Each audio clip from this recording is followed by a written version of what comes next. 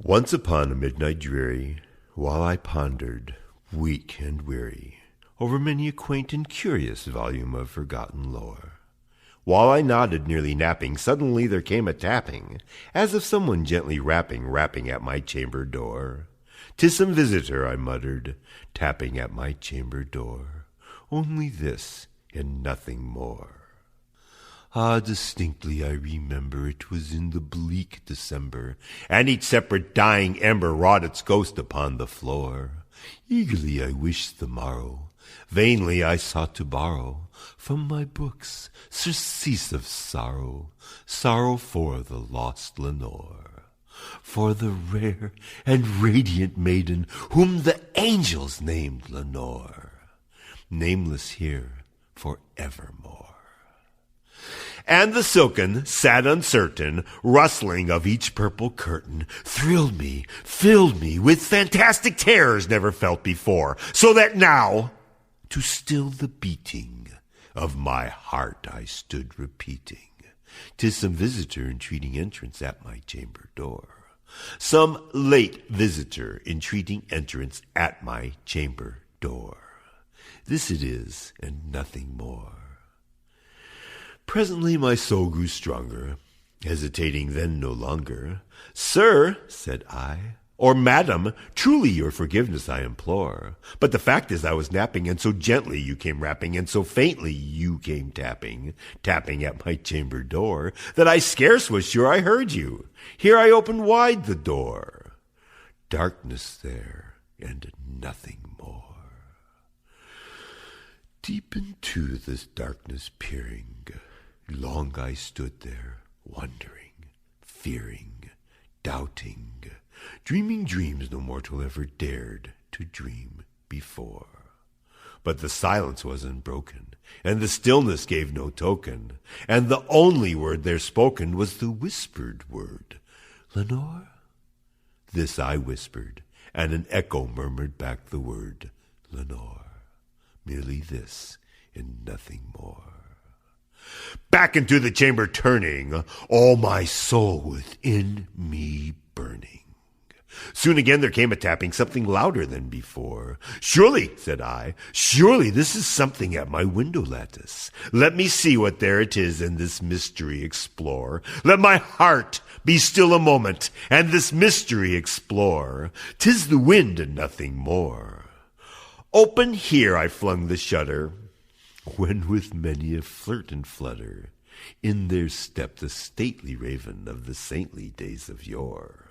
Not the least obeisance made he, not a moment stopped or stayed he, but with mien of lord or lady perched above my chamber door, perched upon the bust of Pallas just above my chamber door, perched and sat, and nothing more. Now this ebony bird beguiling my sad fancy into smiling, by the grim and stern decorum of the countenance it bore. "Though thy crest be shorn and shaven, thou," I said, "art sure no craven, ghastly, grim, and ancient raven, wandering from the nightly shore. Tell me what thy lordly name is on the night's Plutonian shore." Quoth the raven, "Nevermore."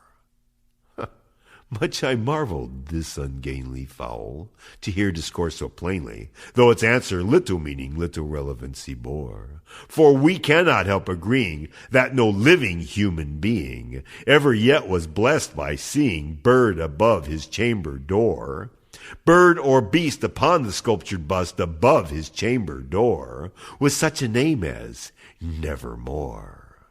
But the raven, sitting lonely on that placid bust, spoke only that one word, as if his soul in that one word he did outpour. Nothing further than he uttered, not a feather than he fluttered, till I scarcely more than muttered, "Other friends have flown before. On the morrow he will leave me, as my hopes have flown before." Then the bird said, "Nevermore." Startled at the silence broken by reply so aptly spoken, doubtless, said I, what it utters is its only stock and store, caught from some unhappy master, whom unmerciful disaster followed fast and followed faster, till his songs one burden bore, till the dirges of his hopes that melancholy burden bore, of never, never more. But the raven, still beguiling all my sad soul into smiling, straight I wheeled a cushioned seat in front of bird and bust and door. Then upon the velvet sinking, I betook myself to linking fancy unto fancy, thinking what this ominous bird of yore, what this grim, ungainly, ghastly, gaunt, and ominous bird of yore meant in croaking nevermore. This I sat engaged in guessing, but no syllable expressing, to the fowl whose fiery eyes now burned into my bosom's core. This and more I sat divining, with my head at ease reclining on the cushion's velvet lining that the lamplight gloated o'er. But whose velvet violet lining with that lamplight gloating o'er she shall press, ah, nevermore. Then, methought, the air grew denser, perfume from some unseen censer, swung by seraphim whose footfalls tinkled on the tufted floor. Wretch, I cried, thy God hath lent thee, by these angels he has sent thee, respite, respite, and nepenthe from the memories of Lenore. Quaff, oh quaff this kind and nepenthe, and forget this lost Lenore. Quoth the raven, nevermore. Prophet, said I, thing of evil, prophet still if bird or devil. Whether tempter sent or whether tempest tossed thee here ashore, desolate yet all undaunted, on this desert land enchanted, on this home by horror haunted, tell me truly, I implore, is there balm in Gilead? Tell me, I implore. Quoth the raven, nevermore.